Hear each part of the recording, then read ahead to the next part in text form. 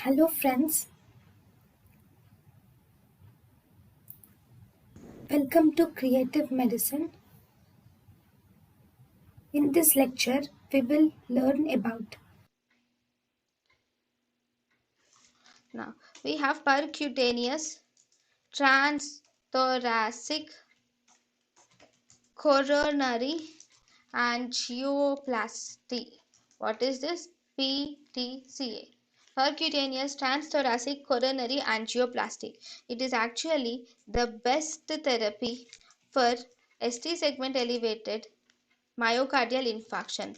It is a very precise intervention and it is also superior to thrombolysis. Why? Because it is superior to thrombolysis because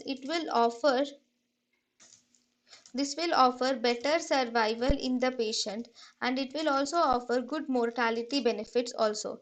It is associated with fewer complications, especially there are fewer hemorrhagic complications are seen in percutaneous coronary angiography.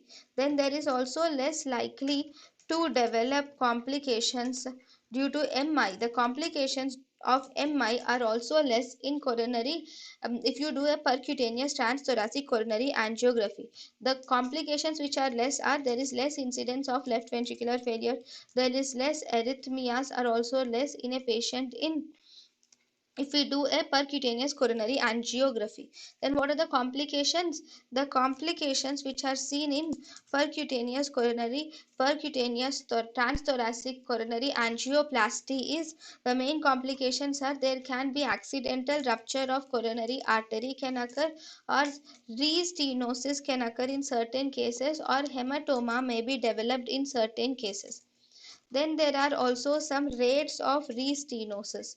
What are the rates of restenosis? Rates of restenosis are there is no stenting. Number one, there is no stenting is not seen in almost if there is no stenting, you have done a percutaneous transthoracic coronary angioplasty intervention, just you have removed the clot but you have not put any stent.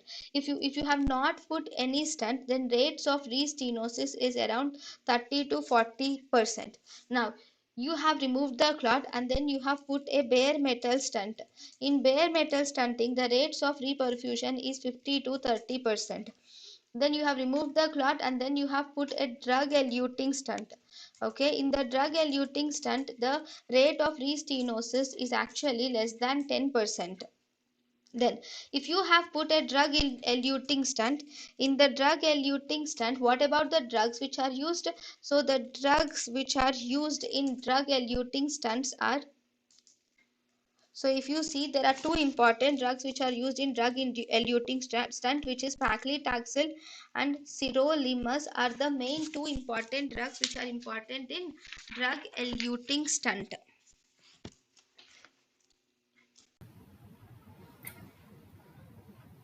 thank you and thank you for watching.